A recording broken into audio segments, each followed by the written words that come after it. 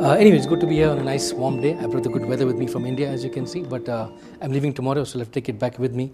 What I'll do in the next, I guess, 40 minutes is run you through some trends in this whole world of digital emerging media and social media in Asia, Africa, and to some extent Latin America. That's most of my focus, and of late also in parts of Eastern Europe like Turkey.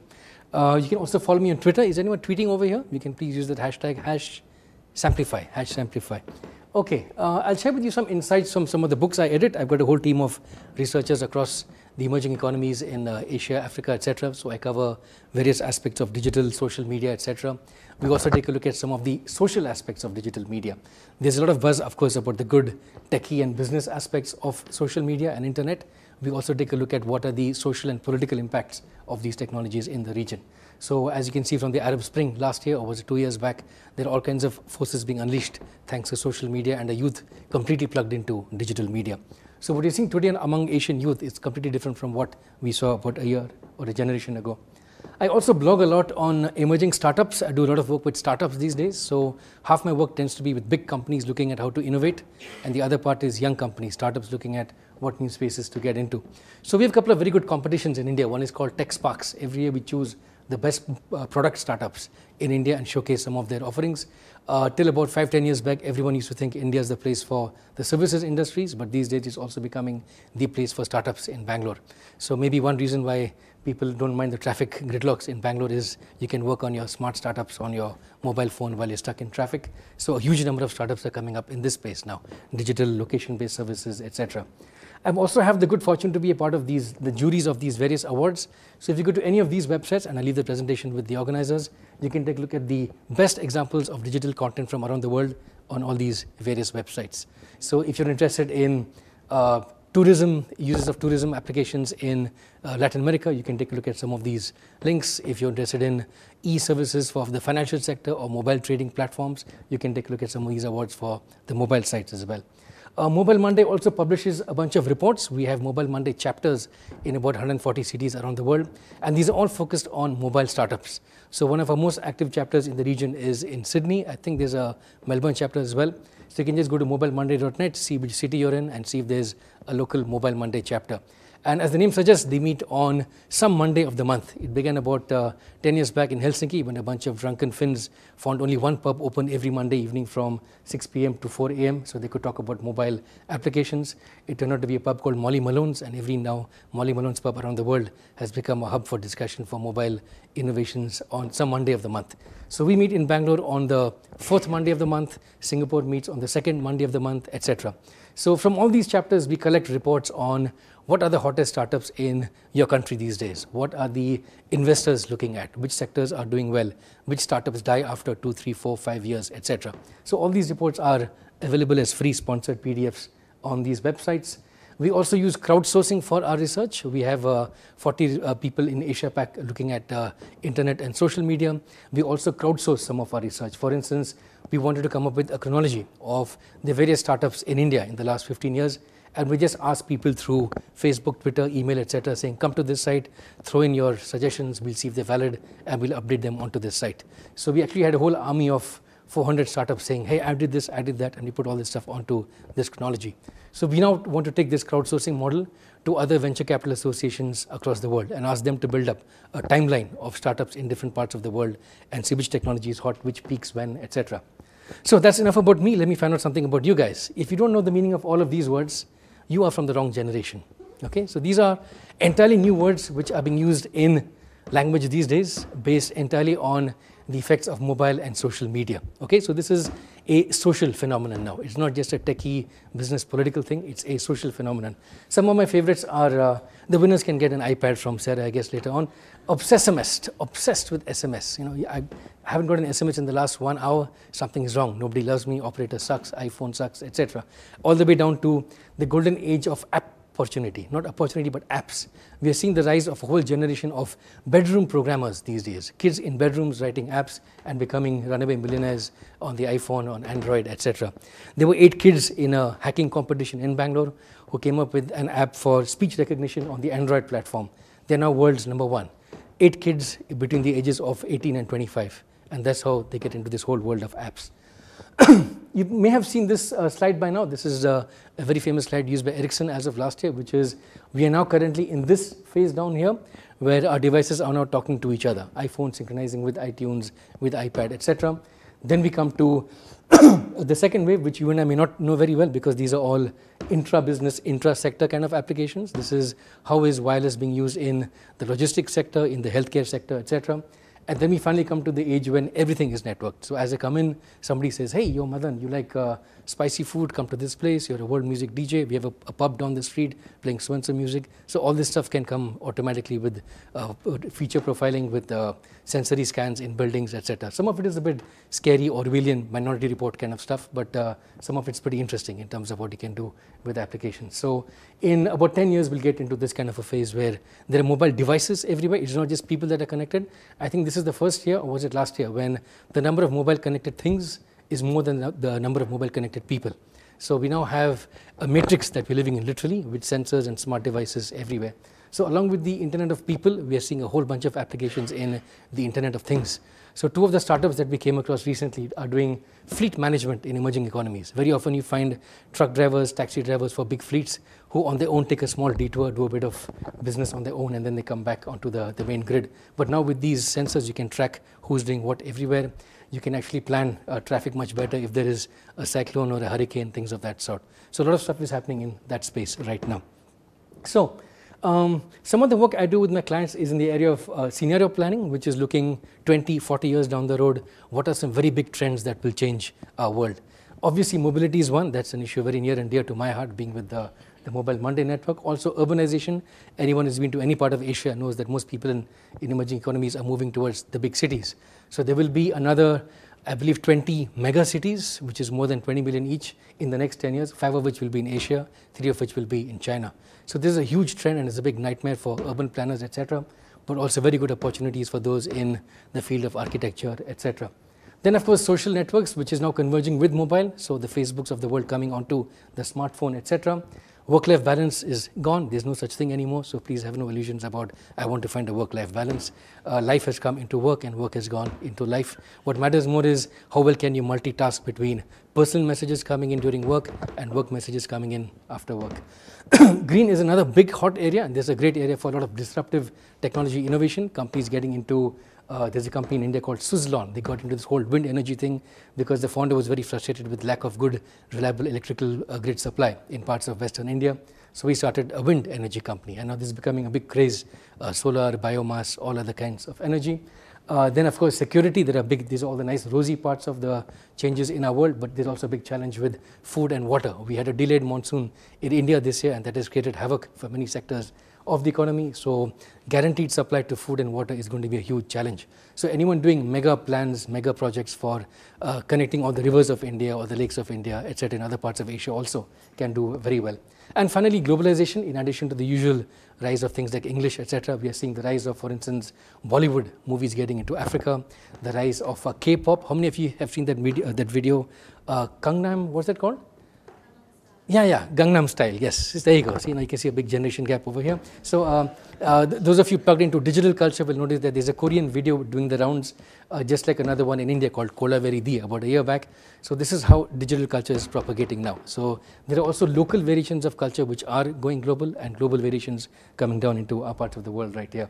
I'll talk a bit about mobile. This is a slide from our Mobile Southeast Asia report. This is from a company called InMobi, which does mobile research. You notice something very interesting. These countries down here are much more mobile-centric, which means much more prone, much more amenable to mobile innovations than some of these countries like Australia up here. So you guys in Australia, in most of the so-called first world countries, have a lot of good urban infrastructure already for digital communications, media, post, transportation, etc. But down here, there is not much. For many countries, people are now getting the very first piece of high technology they get in their lives is a mobile phone.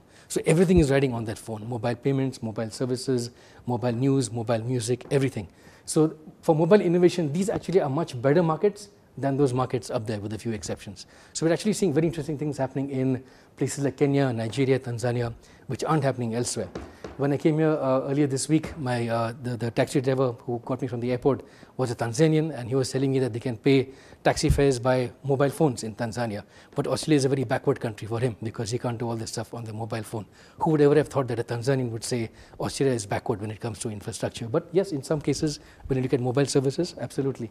So we're also seeing some very interesting change in the field of politics. So that was technology and business, now let's take a look at politics.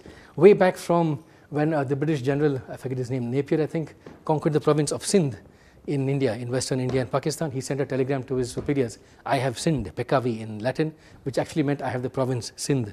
So this is one of the first very creative political uses of language in a technology forum.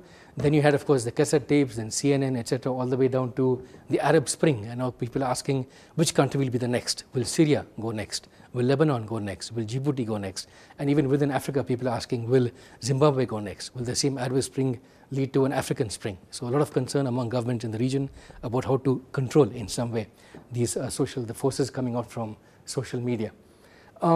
We also live in a part of the world, especially in Asia, with a lot of, unfortunately, natural disasters. There's tsunamis, earthquakes, floods, hurricanes every other season, especially in countries like the Philippines, Indonesia, India. So a big use of technology now is, can use this to alert people, can use technology to save lives when a tsunami is going to come, when there's an alert, or post-disaster striking, can use mobile technologies to alert people about what kind of relief supplies are needed, etc. So many NGOs and government agencies are in this space. There's also a very influential book published about 10 years ago by the late great C.K. Prahalad. He was a professor at Michigan Ann Arbor who wrote a book called The Fortune at the Bottom of the Pyramid, which said if you do business model innovation, you can tap into a huge population which has been neglected by many of the big companies. So you may have discounted bottles of shampoo at $10 a piece or whatever, but huge bottles, but these aren't affordable by most people in villages. But if you make it into a 1 rupee or a 1 peso sachet, more people can buy it. So can you tweak your business model, your packaging in such a way that you can reach out to a whole bunch of other people? So this has created a whole bunch of other innovation models. There's a good book which came out earlier this year called Jugaad Innovation, Jugaad, which is an Indian phrase which means agile and frugal innovation. So this model takes a look at how do you design your innovative products in such a way that you can tweak it very quickly with changes in customer preferences. So instead of doing innovations from an R&D lab, you actually bring in the customer into the lab, or you take your lab to the customer and find out more community models of innovation. So here are some examples that we're seeing already in parts of the world like Japan, Korea, when they had that big earthquake and tsunami last year. One of the first uses of technology was how to get the mobile numbers of all the people affected by the disaster and how to tell them where they can get more information, where they can contact their loved ones, etc. So we're now seeing a lot of regulators get into this space. Now some countries require that you have a button on your mobile phone where if you're in an emergency, you can press the button and the police or the ambulance can alert it almost immediately. So some countries are passing this. In the US, it's called, I think, E911 legislation, emergency 911. The framework that I use in my research to compare digital innovation in different countries and what I've presented to you so far is the first, of course, is connectivity. If you want to find out where to invest in, first take a look at how many people are connected to that particular service. So smartphones, not yet big in parts of Africa. They will become big maybe in another 5 years or so. Second is content. What kind of information are people looking at? Can you copyright some of this information? Can you create viral content, etc.? So if you are in the space of digital content creation, if you have a nice viral model plugged into it, that's a great area to invest in. Third is community. What are the niche communities emerging in digital media? So don't look just at the mass market. Take a look at very vertically focused markets where people are willing to pay much more. So people in the healthcare sector are willing to pay much more for affordable healthcare, for accurate healthcare information, etc. Fourth, look at the culture of the country. Is this a country where regulations can quickly change and they can wipe out entire sectors of the economy just by some change in regulation? Good example would be, say, parts of Asia like China, where overnight they can say we block everything all access to Facebook, or Twitter will be blocked from tomorrow onwards. So these are areas where the culture can pose, the political culture of the country can pose a big challenge to new technology players. Fifth, take a look at the capacity. Do people have the capacity to create new kinds of technology and scale them? Can they go global? There are good examples of innovations coming out of the Philippines which have not scaled up very well because they didn't have good capacity to take this model overseas. A good example is mobile payment, one of the first countries in the world to allow mobile payments for overseas remittances was the Philippines. But this model didn't go from the Philippines to other countries. It was the operators, the McKinseys of the world, who took this model to other payment agencies. So does the country have the capacity to scale its innovation to other markets? So India and China are very good players, Brazil to some extent in this space. Sixth, is there a good cooperation between the venture capital players in the country and the startups? Is there a good revenue share between mobile operators and startups to create new kinds of innovation, etc.? Then take a look at number 7, commerce. Can you transact on this particular medium? A big challenge with the early content models was content was free, but nobody would pay for it. So you had to use an advertisement embedded model to get money out of these kinds of services. But now you can actually charge people, you can make people pay for different kinds of content. That's what mobile has added to the game. You can get much more payment from operators for this kind of service. Last but not least, capital. How much money is there to be made in these different kinds of mobile services? Is it early stage capital that can get the most gains? Is it a long-term play? Is it a play which is more localized in that market? Can it jump over? Can it be replicated to other countries and can be scaled up across countries? So many models, for instance, for various reasons, people found out later on, worked only well in certain local models.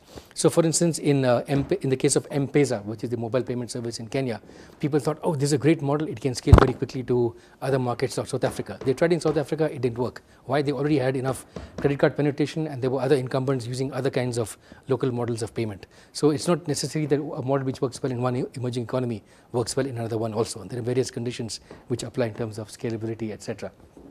So this is the first part of the framework. This is sort of the x-axis, the 8 C's. Then you have the y-axis, which is, can you use digital as an instrument and can you create digital as an industry? There are many countries which use all these tools very well, but very few actually create them. So there's no accident that Silicon Valley is still the cutting edge of this whole ecosystem, because they're great not just at how to use smartphones, but how to create the future iPhones, the future iPads, the future Ciscos of the world. So this is where you have both the application and the creation of technology as another dimension. If you marry these two together, this is what we get in our part of the world. This is our classification of, for instance, the wireless information societies in the APAC. So you have very restrictive countries, not much scope for investment, not much scope other than very core basic infrastructure, but not so much innovation coming out of these markets. But once you start crossing the negotiating stage, where countries like China realize that yes, we want this technology, we may not want the political freedoms with the technology, but we do want the technology and the business. That is where you can enter as an investor and start looking at what are some companies that can scale up over here, etc. Here's a nice distinction down here between mature and advanced. Mature countries have very good penetration of this technology, etc., but they may not be necessarily global players in creating and exporting this technology. So not many Australian makers of global mobile phones are there, whereas everyone knows Sony Ericsson, the Samsungs, LGs of the world. So these are countries which not only have very good usage of internet and mobile, but they can also create and export this globally. So these are the best places to watch in terms of investment globally and locally. If you're taking a look at how this affects innovation, here's what you would see in terms of the old model of innovation. This was like till the 1990s. The old view in the last few centuries was emerging economies are big markets such as China, India, Indonesia, for instance.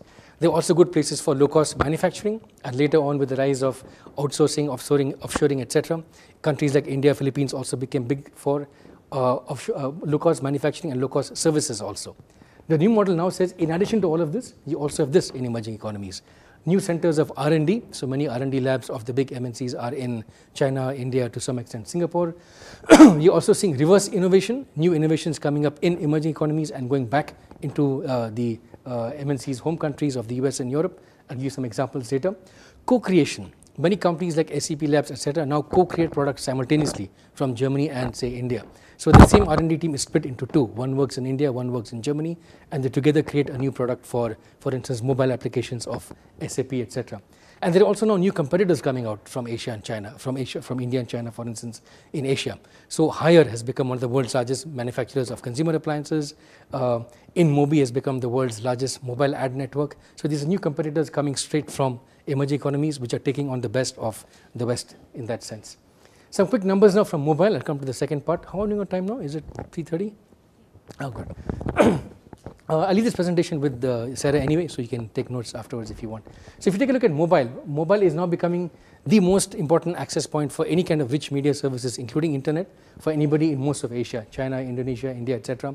There are more people accessing the internet through the mobiles than through PCs, laptops, and so on and so forth. Very soon we will have Android becoming the #1 platform, despite all the hype about iPhone, iPad, all that stuff. And we're already seeing in terms of social media, the top Twitter populations in Asia include not just the English-speaking sort of countries, but also Japan, India, and even Indonesia. So Indonesia also, by the way, is also called the BlackBerry capital of the Asia. The second biggest market outside of North America for BlackBerry is in Indonesia. And I've met people saying, why doesn't some smart Indonesian businessman just buy BlackBerry and save it from all the problems it's going through? But that's another question altogether. I'll give you quick snapshots of maybe 4 or 5 markets in Asia and show you what kinds of innovation are coming out of there. So Japan always has been known as the most advanced country for mobile applications. In fact, have you heard of augmented reality? Who's heard of AR? So one of the cutting edge places in the world now for AR applications, which is on my phone I can do a geographical overlay of information on different places. When I come to a restaurant, I can point at it and I can paste my review of the food on that place and then walk away. So I don't need to do it on the website or through Facebook. I can do it on that particular location. Why would anybody want to read the review unless when they came to that particular place? You can even have games where you can have butterflies. A very famous game was called I, Butterfly. This was done in Japan, Hong Kong, I think Singapore as well. They had a game run by I think Nike and various other companies. At certain points of the day in certain venues, if you point your phone up, you can see a butterfly flying, and you can catch it with your phone. And if you catch 10 butterflies, you get a certain prize. So all this was done on augmented reality on the smartphone. It's sometimes called the 7th mass medium after TV, radio, etc., etc. So that's coming down the road. So Japan is the place to watch for augmented reality, things of that sort. Some of their challenges have been not all the models of mobile ecosystem translate very well to other countries. iMode has been the world's best example of a mobile internet ecosystem, even better than the iPhone and iPad, iTunes, etc. But they could not export this model very well to other countries for various reasons of localization, partnership between operators and content creators, etc. Korea, another phenomenal place to watch. They had this initiative called Korea, Ubiquitous Korea. Korea is the #1 place in the world for mobile broadband penetration, and some of the best applications that you can see for different kinds of applications in online banking, brokerage, etc. are coming straight out of Korea. There's a huge wave now of K-pop, Korean pop, across various parts of the world like Asia, and Korea and internet plus K-pop is a very good mix, and you're seeing a very good rise, especially in various parts of Asia, Singapore, Indonesia, etc., where K-pop stars and later on even J-pop stars are extremely popular. So if you look at the intersection between technology and culture, South Korea is doing very well, at least in the space of K-pop. If you take a look at this in a bit more detail, you'll find some other very interesting things. Many people, how many familiar with Second Life? Second Life was this big platform a while back. The first Second Life in the world actually was Cyworld from Korea in the late 90s. Again, the problem was they couldn't export this model very well to other countries. So this is a very good example again of animated worlds where you could inhabit different parts of the world, different parts of roles, etc. Korea is also the gaming capital of the world. They have a cyber Olympics and some of the best gamers in the world who spend almost their whole life on computer games. There even was a case of a kid who died in a cyber parlor. They never even knew until 3 or 4 days later that this guy was in the place and he died, because the music and the game noise was so loud that nobody knew that this guy died in the cyber cafe. So that is how fanatic people can get about gamings in places like Korea. I'm not much of a gamer, but it's pretty big for these guys. Then you have China, of course, the largest mobile market in the world. They have the world's largest mobile operator. China Mobile has some 300 million mobile subscribers, which is more than Europe's population, or God knows what, something like that. But of course, this big challenge in China is we like all this flow of information, but not necessarily free. We don't like it when activists begin to use this for social mobilization, political mobilization, etc. We're also seeing some challenges in standards. China wants to come up with its own standards for different kinds of technology integration, etc. They began to use the Olympics as a very good platform for showcasing some of their work, and I guess London was the next showcase of how to use technology during the Olympics. What's also very interesting in China now is mobile has completely overtaken all existing forms of retail for music distribution. Nobody buys CDs anymore in various parts of Chinese cities. They all go entirely on the mobile phone. So there's almost 87% penetration of music through the mobile as compared to existing TV stores, and shows like the Supergirl were very good for finding out how people vote by SMS on different kinds of shows. So along with entertainment, what happens on mobiles in terms of voting is a very big thing in China as well. So this is a quote from a research firm in China. Online music is the champion of digital entertainment in China. Then we come to India, of course, you're all familiar with Bollywood, yoga, all that stuff, that's pretty big. We also have a very good growth rate of mobile phones. Currently, India is the second largest market in the world for mobiles, and the telecom sector accounts for about 2% of the country's GDP. So there's a huge amount of growth still ahead in the years to come. Some challenges, of course, have been regulation. India's regulators are not the most friendly in the world to the startup ecosystem. So there have been various glitches along the way to open up licenses for spectrum, etc. The 3G licensing thing took about 3 years to open up, and we're still stuck in a big scandal from the 2G era. So there are big regulatory problems over there. A big part of the push in India, of course, is called the 4 Gs: girls, gambling, gaming, and God. These are the 4 big categories for best successful applications in the various applications for mobile, etc. So entertainment is huge in India. We're a cricket crazy country. Every Olympics there are all these anguished columns. How come a country of 1 billion people can get only one bronze medal in the Olympics? And that's because nobody cares about the Olympics. We only care about cricket and Bollywood. So if movie watching was a sport, we'd get all the gold medals possible in the sport. So if you're in entertainment, then yes, India is a terrific market to watch models of global entertainment, etc. Coming to Indonesia, other parts of Southeast Asia, Indonesia, as I mentioned, is a big hub for BlackBerry's smartphones. SMS is still very big. Many people seem to think, oh, SMS is very low tech and we have rich media phones, we don't need SMS anymore. But if you're a marketer, you would like SMS much better than anything else, because SMS actually gives you the phone number of that consumer.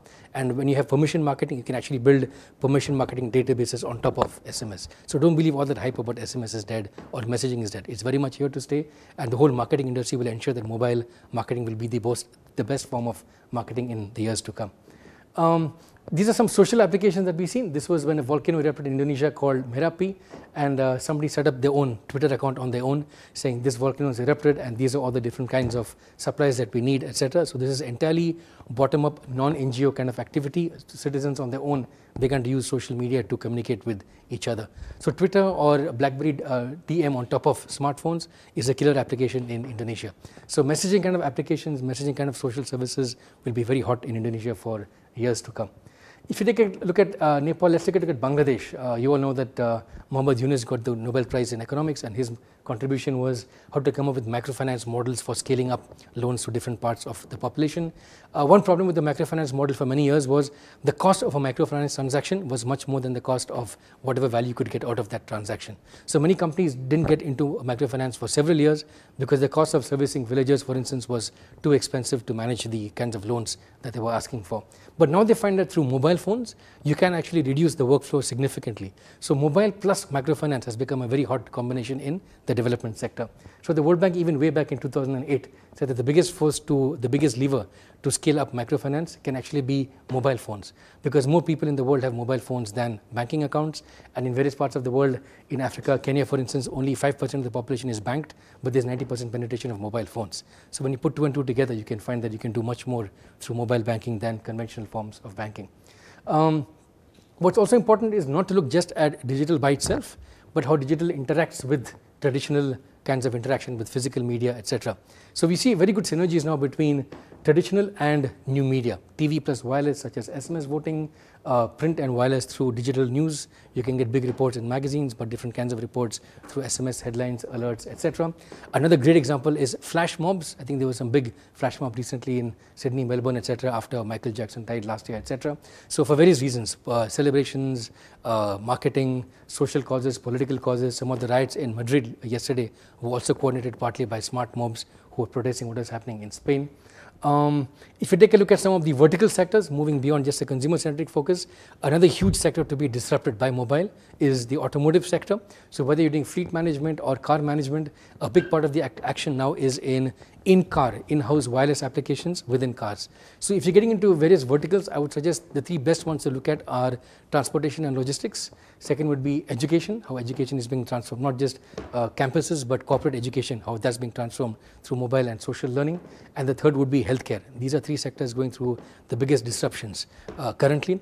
The previous sectors going through big disruptions were things like photography and creativity, news and journalism. That was more of a 90s thing. Now we're seeing these other sectors becoming very big.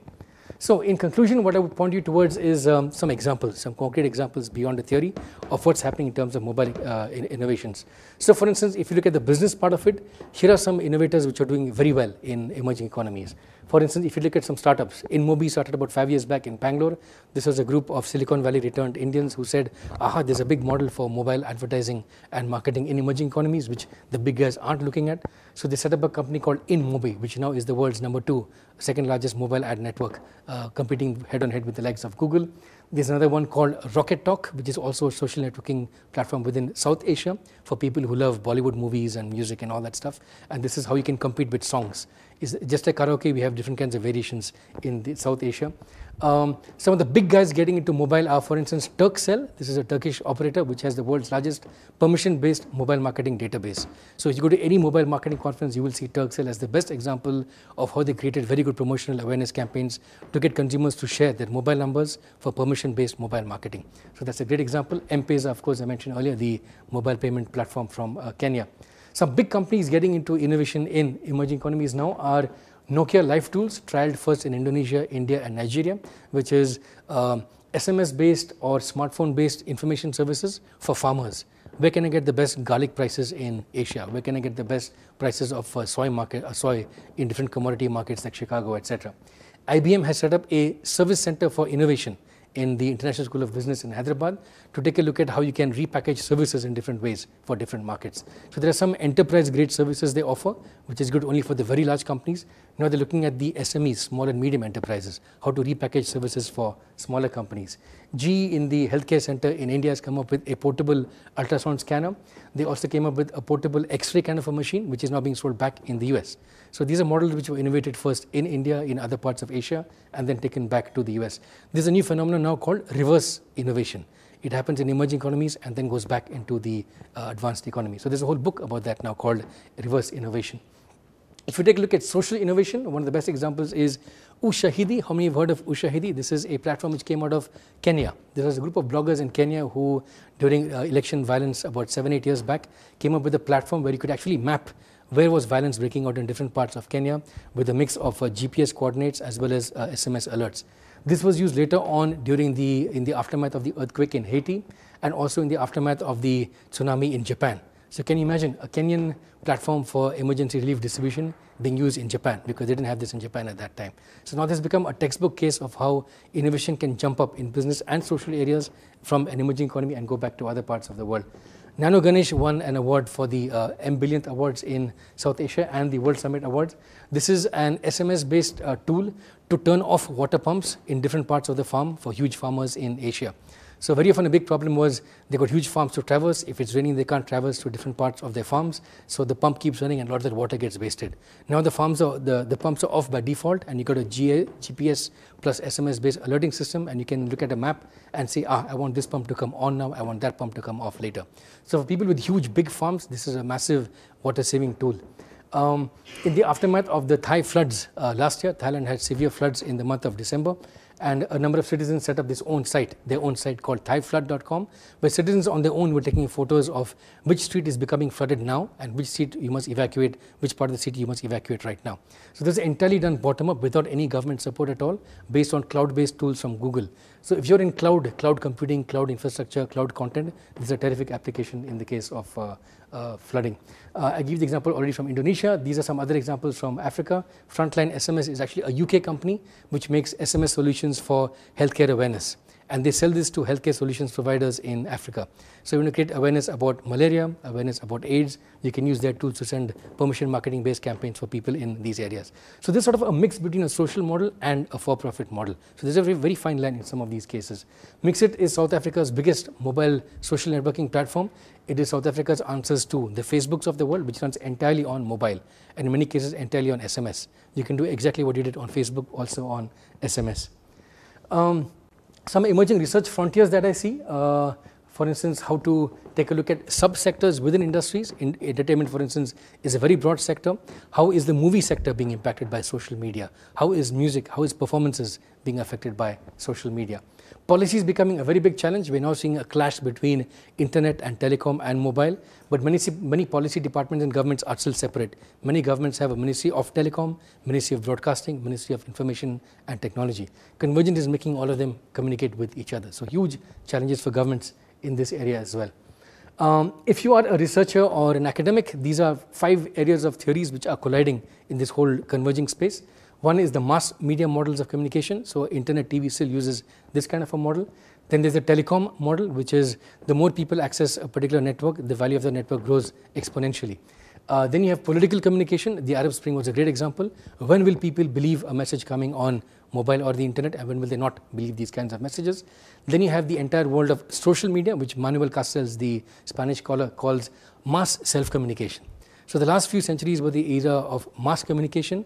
Now it's mass self-communication. The masses are talking among themselves, and your job as a marketer, as a leader, is to insert yourself in that conversation and find out what are people saying about me.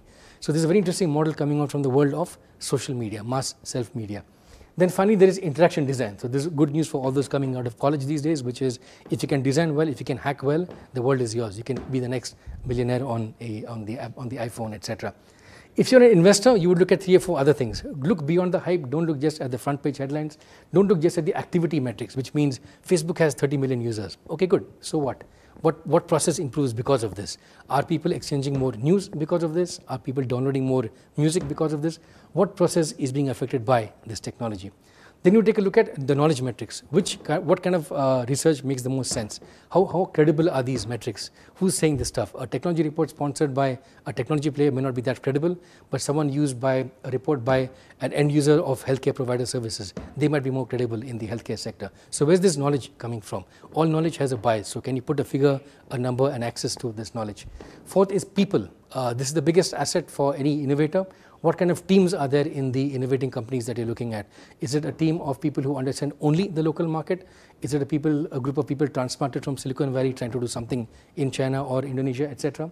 And finally, at the organizational level, what value does it add to a company using this kind of a tool? If you're looking at the first 4 would apply, I guess, to consumer-centric applications, and the last is more for enterprise. If you've got mobile tools for companies, how would this work, etc.? This is some of the work that I'm just starting in the last 1 month, which is taking a look at the impact of all this technology on the venture capital industry. We're doing a whole bunch of reports in Asia now on how a venture capital is seen by investors, how are they seen by startups, etc. So here's some of the reasons why people tend to go to VCs these days if you want to scale up. And there's one huge difference between startups in this day and age as compared to the ones even 10 years ago. The startups these days are thinking global. They all have cloud-based infrastructure. 10 years back, if you wanted to have an internet startup, you had to have internet access, a data center to put all your information, a contract with a content provider, etc. These days, you can do everything for free, almost free, on all these various cloud-based services. Or if you want some industrial strength services, you can contact Amazon. Amazon Web Services is the biggest boost to the startup industry, believe it or not, because they provide all these cloud-based services for setting up storefronts, collecting payments, all of that stuff. So these are some of the recent surveys we just released last year. If you go to yourstory.in, that's a website covering the startup and investment sector in India.